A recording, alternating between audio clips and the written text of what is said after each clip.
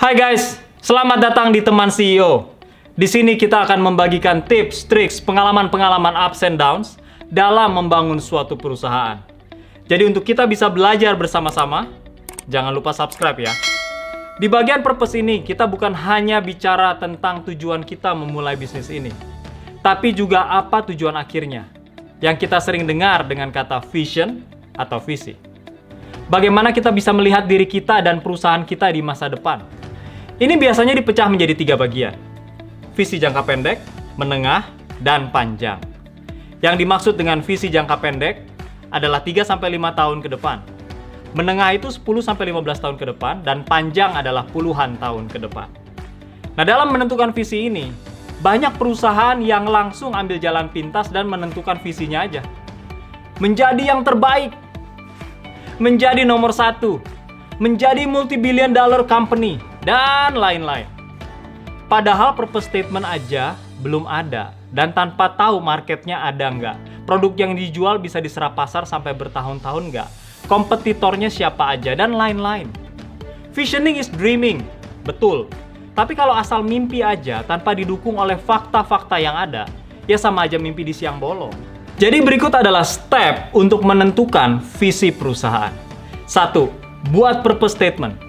Yang belum tahu caranya, klik link di atas ya.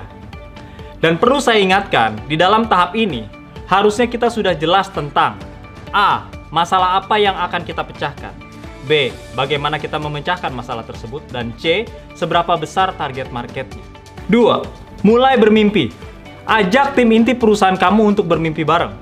Mulai bahas, kalau kita terus-menerus secara konsisten memecahkan masalah-masalah tersebut, kira-kira 1 tahun dari sekarang, berapa persen dari target market yang bisa kita capai? Jangan lupa untuk perhitungkan juga kompetitor-kompetitor kita yang juga agresif loh. Nah, terus tahun kedua gimana? Tahun ketiga gimana?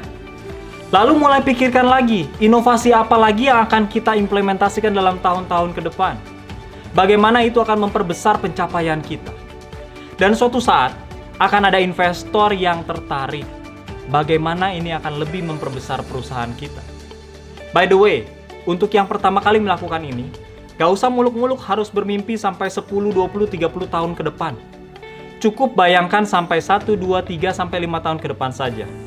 Nanti kalau visi ini sudah semakin kental, baru mulai perpanjang ke 10 sampai 15 tahun ke depan dan selanjutnya. 3. Set target yang jelas. Supaya jadi nggak terlalu ngawang, mulai set target di tahun pertama, kedua, ketiga, sampai kelima. Berapa banyak klien di tahun-tahun tersebut? Berapa banyak omset yang berhasil dicapai? Bakal ada berapa cabang? Dan seterusnya. 4. Penentuan visi. Nah, visi kita itu adalah target kita di tahun-tahun terjauh yang berhasil kita mimpikan. Jadi kalau mimpinya baru sampai 5 tahun ke depan, ya udah, nggak apa-apa, set itu aja sebagai visi. Beberapa contoh sederhana. Memiliki cabang di setiap provinsi di Indonesia dalam 5 tahun ke depan. Ada di dalam daftar 5 top event organizer di Indonesia 3 tahun dari sekarang. 7 tahun lagi, kita akan menjadi distributor komputer terbesar di Palembang. Nah, jadi kalau sudah ada purpose yang jelas, lalu ditambah dengan visi yang jelas, mau meyakinkan calon investor, calon supplier, calon pelanggan, dan juga seluruh tim kita, jadi nggak susah lagi. Jadi kalau balik ke contoh distributor daging dan sayur di video sebelumnya, digabung dengan visi di video ini, jadi begini penggabungannya. Kami membantu semua wanita muda untuk bisa masak enak tanpa harus buang banyak waktu, tenaga, dan pikiran.